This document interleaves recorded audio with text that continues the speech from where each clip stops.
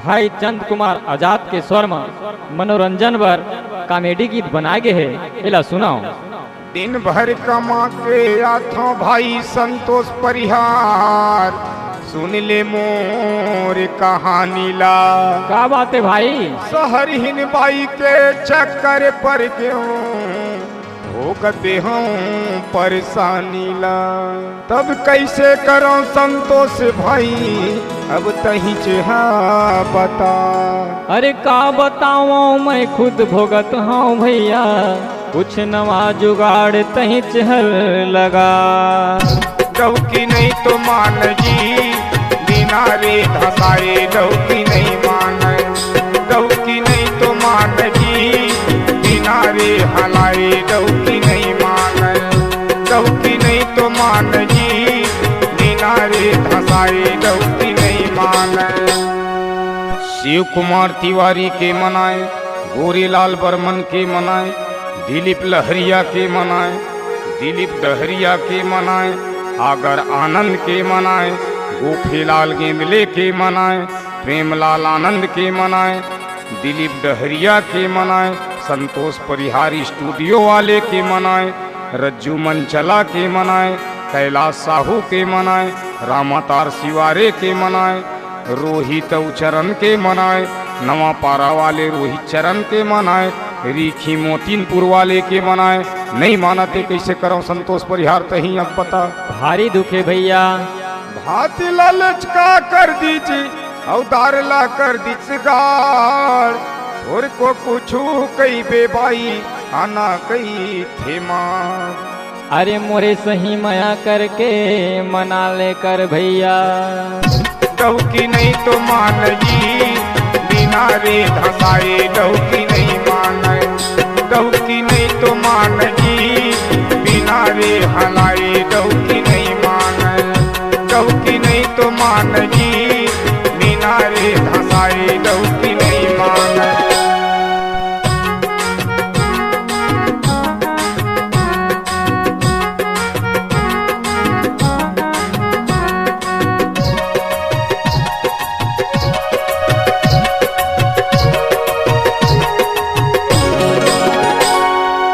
जैतपुरी के खेलू बाबा के मनाए, मरका के संतोष डीजे वाले के मनाए, डौका बांधा के सुदर्शन के मनाए, देवरी के 26 सरपंच के मनाए, गेगड़ा के साधु प्रहलाद के मनाए, चचेड़ी के बाठल दुर्गा के मनाए, अमलीडी के अजय भाई के मनाए, भानपुर के बद्री भाई के मनाए, लोचन के पुन्नी बाबा और घनश्याम भाई के मनाए, गूंजाडीह वाले लिखन बाबा के मनाए, धौराबंद के चतुर भाई के मनाए, कोइलारी के कांसी भाई के मनाए, पंडरिया वाले हंसराज साहू के मनाए, मनीराम साहू के मनाए, शरण भाई के मनाए, रिखी कोसले के मनाए, कन्हैया डीजे वाले के मनाए, गुंजाडी धानौरा के सागर डीजे वाले के मनाए।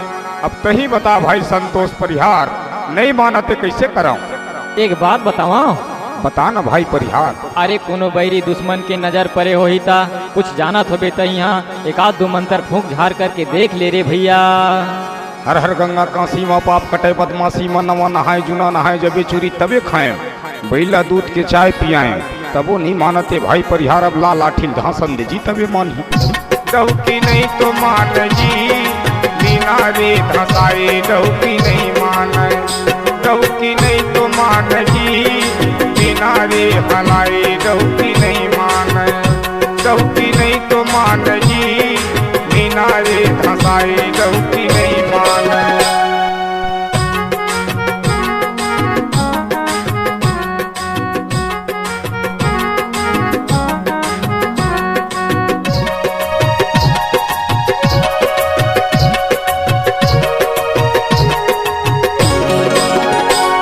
समनापुर के बद्री डॉक्टर के मनाए, सैहा मालगी के नंदे डॉक्टर के मनाए, खेरवार के टोपी भाई के मनाए, मोतीसरा हुलास के मनाए, खेरवार वाले जोशी भाई के मनाए, मरका वाले हीरा पान सेंटर के मनाए, डौका मांधा वाले सुदर्शन साहू के मनाए, जम्मू झरमना भैया नहीं मानते, पंडरिया के रसगन्ना वाले भाई देवांगन के मनाए, तेंदुआटी वाले चुक्कू भाई के मनाए, कमलेश जांगड़े के मनाए, रघुपारा वाले उत्तम संजय जांगड़े के मनाए, राजेश जांगड़े के मनाए। अब तही बता भाई संतोष परिहार, नहीं माना तो कैसे कराऊं? अरे आखिरी बात तोला बतावा था, एक उपाय और करके देख। बता ना भाई परिहार।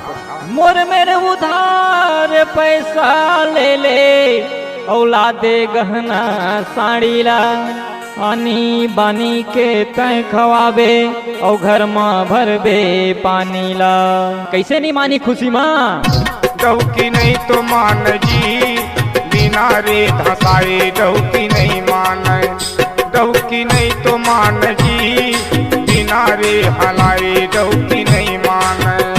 डौकी नहीं तो मान जी, बिना रे धसाए डौकी नहीं माने। डौकी नहीं तो मान जी, बिना रे धसाए डौकी नहीं माने। बाई नहीं तो मान जी, बिना रे हलाए डौकी नहीं माने। डौकी नहीं तो मान जी, बिना रे हलाए डौकी नहीं माने।